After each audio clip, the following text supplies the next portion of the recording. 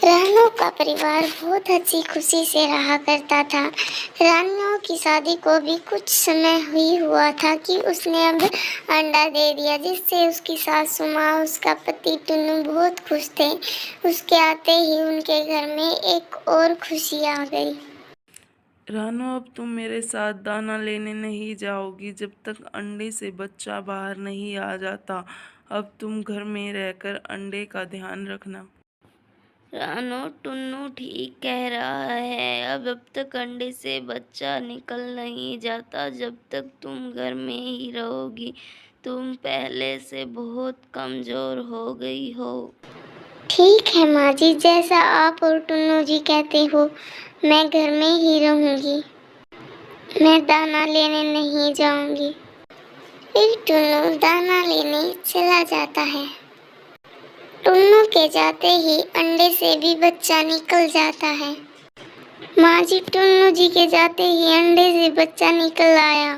वो आकर इसको देखेंगे तो वो बहुत खुश हो जाएंगे। आओ बेटा, मेरे पास आओ। मैं तुम्हारी दादा हूँ।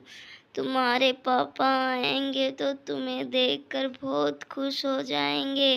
वो तुम्हारा कई दिनों से इंतजार कर रहा। ऐसे ही उनके दिन हंसी खुशी से गुजर रहे थे। शायद उनकी खुशी ज्यादा दिनों तक नहीं थी। टुन्नू एक दिन जब दाना ढूंढने गया तो उसे पेड़ के नीचे दाना दिखाई दिया। वो उसे उठाने गया तो उसके ऊपर एक सूखी लकड़ी आकर गिर गई तो उसे चोट लग गई। जैसे तैसे करके टुन्नू घर तक तो आ जाता है। वो घर आते ही बेहोश हो जाता है। रानो, जल्दी जाओ, तुम मिट्ठू डॉक्टर को लेकर आओ। वही बताएंगे क्या हुआ है। रानो जल्दी से मिट्ठू डॉक्टर को बुलाने जाती है। मिट्ठू भाई, आप जल्दी से चलो, पता नहीं टुन्नू जी को क्या हुआ है।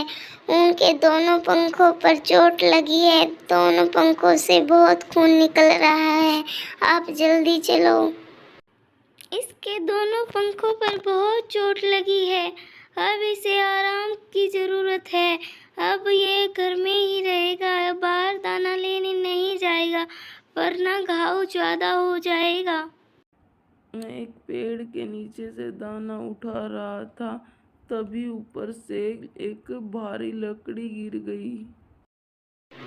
टुन्नू जी, आप जब तक ठीक नहीं हो जाते तब तक आप घर में ही रहोगे। अब आप बाहर दाना लेने नहीं जाओगे। मैं कुछ ना कुछ तो कर ही लूंगी, मुझे सारे काम आते हैं। माँ जी, अब तो हमारे साथ कुक्कू भी है, हम ऐसे तो भूखा नहीं मर सकते। माँ जी, मुझे बड़ा पाव बहुत अच्छे बनाने आते हैं। मेरी माँ कहती थी तुम जैसे कोई नहीं बनाता। क्या मैं ये काम कर लूँ? जो तुम्हें ठीक लगे रानो, वो कर लो। अब भूखे भी तो नहीं मर सकते। टुन्नू की दवाइयों के लिए भी तो पैसे चाहिए। इसकी दवाइयाँ भी तो लानी। अगले ही दिन फिर रानू वड़ा पाव की रेहड़ी लगा लेती है। कबूतर भाई, आपने ऐसा वड़ा पाव कहीं नहीं खाया होगा। आप एक बार खा के देखिए और फिर बताना कैसा है। ठीक है रानो, तुम दे दो एक प्लेट वड़ा पाव की। अगर मुझे अच्छा लगा तो मैं अपनी पत्नी लूसी के लिए भी लेकर जाऊंगा और दूसरे पक्षियों को भी बताऊंगा तुम्हारे वड़ा पाव के बारे में। ऐसा कहकर कबूतर वड़ा पाव खाने लगता है। रानो, सच में ऐसा वड़ा पाव तो मैंने कभी नहीं खाया। तुम एक प्लेट पैक कर दो, लूसी खुश हो जाएगी। फिर रानू शाम होने से पहले घर आ जाती है और अपनी माँ जी को बताती है। माँ जी, आज तो थोड़ी ही बिक्री हुई है।